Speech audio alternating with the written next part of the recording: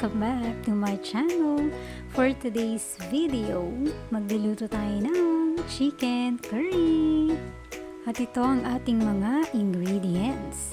Chicken cuts, potato, carrot, red bell pepper, ginger, onion, garlic, curry powder, white pepper, and patis.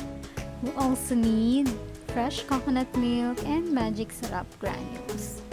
At kung interesado ka sa recipe na to, please keep on watching! Tara na, samahan niyo ako. Magluto na tayo. Okay guys, so i-ready muna natin ang ating lutuan na kawali. And kapag mainit na ang ating kawali guys, pwede na tayong maglagay ng canola oil.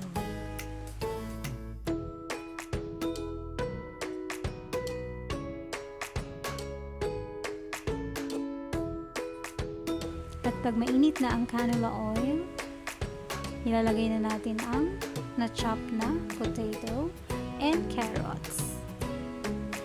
Prituhin lang natin ito ng 3 minuto or kapag wala na yung raw color ng patatas at carrot.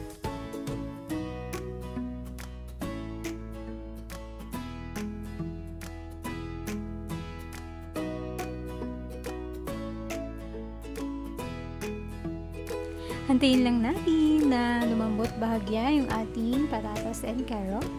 And haluin lang natin ito para hindi dumikit sa ating lutuan.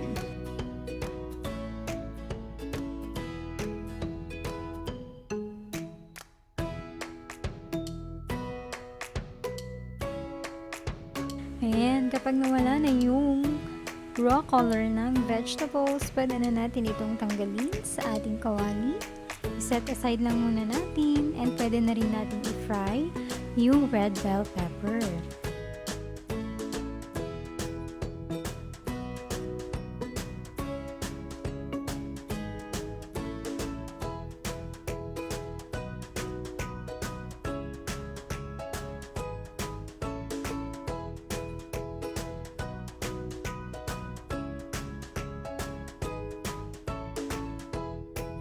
We will fry this for about 1 to 2 minutes.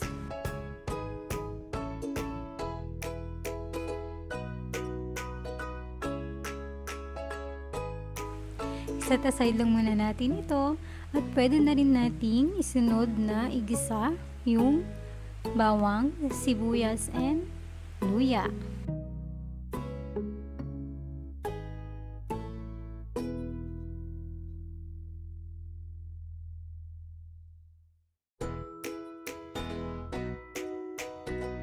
Gisa lang natin ito hanggang sa ito'y lumambot at lumabas na yung aroma.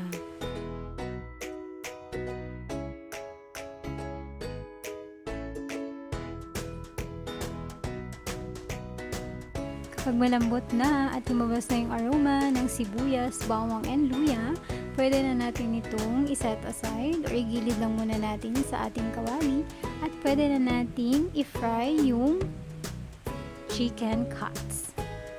So, hindi naman siya kailangang deep fry. So, ipapan-sear lang natin yung chicken.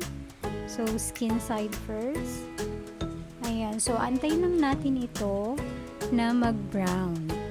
So, yun lang yung kailangan nating i-achieve sa part na to.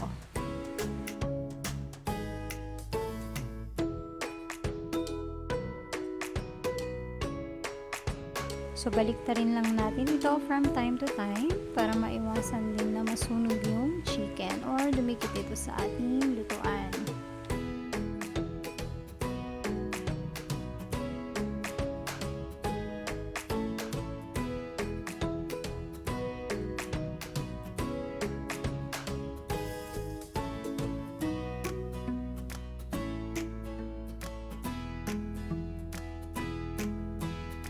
Ayan, kapag medyo brown na yung ating chicken, pwede na natin igisa together with onion, garlic, and ginger.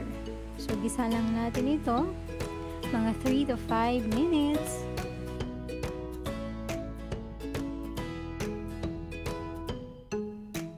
After 3 to 5 minutes, pwede na natin ilagay yung curry powder. So, maglalagay muna ako ng 1 tablespoon curry powder. So, pwede naman tayong mag-add later kung nakukulangan tayo sa lasa. Haluin lang natin, and kapag nahalo na yung chicken sa curry powder, pwede na natin ilagay yung gata.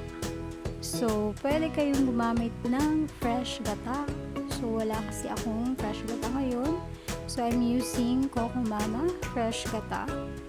Ito palang version ko guys, hindi ako naglalagay ng water. So, share ko lang.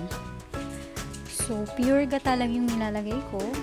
So, technique ko doon, dinadamihan ko na lang yung gata. So, itong Coco Mama naman, 2 coconut naman daw. Itong isang pouch na nabili ko. So, pwede na to. Kasi yung niluto ko ay pang 2 tao lang din naman na recipe. 2 to 3 yung pwedeng kumain. So, nasa sa inyo naman yun guys. Yung iba kasi naglalagay ng water. We'll also season this with magic Sarap granules. So, optional naman to guys.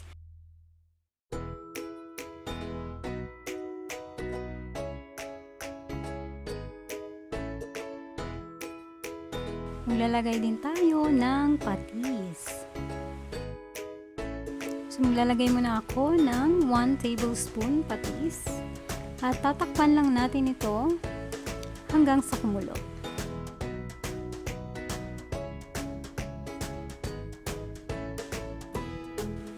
Yan, so, deglaze lang natin yung wok para makuha natin yung mga flavor na lumikit sa ating lutuan. Ayan, so titikman na natin.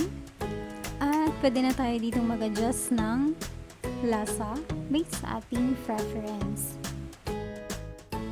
Magdadagdag ako ulit ng kalahating kutsarang curry powder. And pwede na rin natin ilagay yung napritong patatas, carrot, and bell pepper.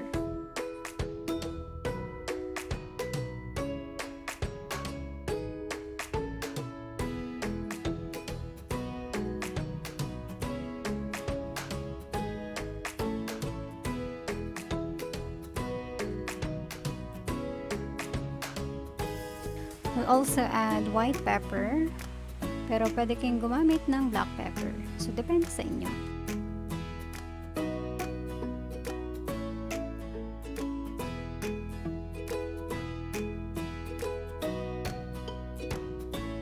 And maglalagay ulit ako ng isa pang kutsarang patis kasi medyo kulang pa yung lasa.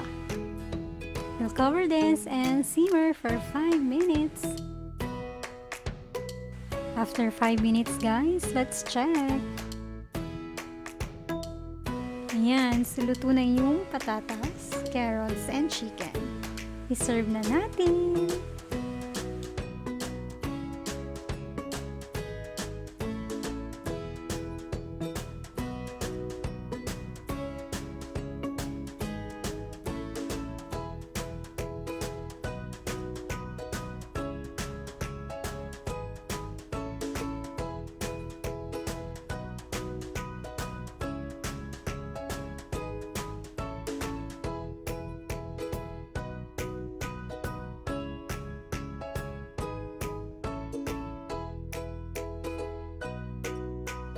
Oh yeah.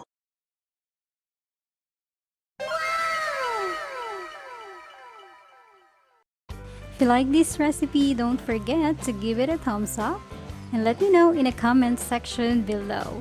And for more videos and recipes, don't forget to subscribe and click the notification bell para updated ka every time I upload videos. Thanks for watching. Bye-bye!